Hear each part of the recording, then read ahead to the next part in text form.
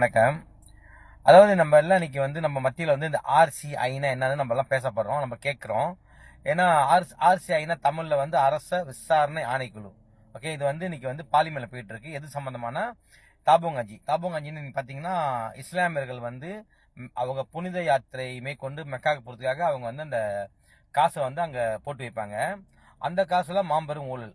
So இது 2014 நினச்சின்றாங்க அப்போ ஆரம்பிச்ச இந்த விசாரணை குழு. ஆனால் அதுக்கு முன்னுக்கே இந்த ஊழல் நடந்திருக்கு.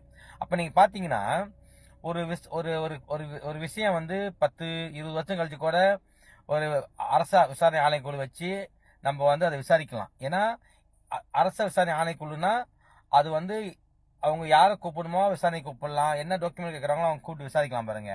அதே போல தான் நம்ம மாய்கா ஹோல்டிங்ஸ் பார்த்தீங்கன்னா, மாய்கா ஹோல்டிங்ஸ் கதை எப்படின்னு பார்த்தீங்கன்னா, சிட்டிசன் படம் பார்த்தோம்ல, சிட்டிசன் படத்தில் அத்திப்பட்டின்னு வரல, அந்த அத்திப்பட்டி கதை ரொம்ப பிரபலம். ஒரு கிராமத்தையே கடல் மூழ்க வச்சிருவாங்க.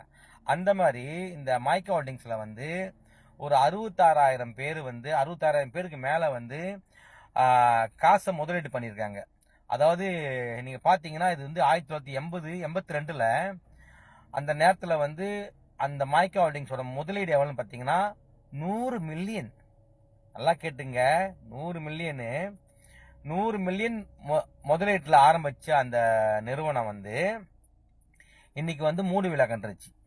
ஓகே, இது நம்ம என்னது நஞ்சானும் குஞ்சானும் சொல்லி நம்ம இந்திய சமுதாயம் இதில் காசு போடல.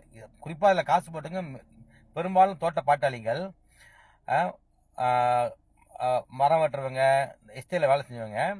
ஸோ இந்த இந்த 66,000 பேர் அதிகமாக இந்த 100 மில்லியனை திரட்டி ஒரு முதலீடு கொடுக்குறாங்கன்னா அதை யார் நம்பி கொடுத்தாங்கன்னா, மறுபடியும் சொல்கிறேன், நஞ்சானு குஞ்சானு நம்பி கொடுக்கல. ஓகே, அன்றைக்கு மாபெரும் தலைவராக இருந்த, அதாவது மாய்காவில் மாய்கா தேசிய தலைவர், அவர் தான் ஒரே அமைச்சர் இருந்தார். அவர் அந்த காலத்தில் சாதனை தலைவர்னு போற்றப்பட்டார். அந்த சாதனை தலைவரோட தலைமையில் கீழே தான் இந்த வேதனையும் சோதனையும் நம்ம மக்களுக்கு நடந்தது.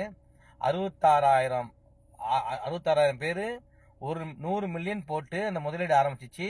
அன்றைக்கு சீன சமுதாயமும் மலாய்க்கார சமுதாயமும் இதை அப்படியே அதிர்ச்சியாக பார்த்துருக்காங்க. இந்திய சமுதாயத்துக்கிட்ட அது தோட்டப்புறத்தில் வேலை செய்யவங்கள்ட்ட அதாவது 100 மில்லியன் தட்ட முடியுதா அப்படின்னு.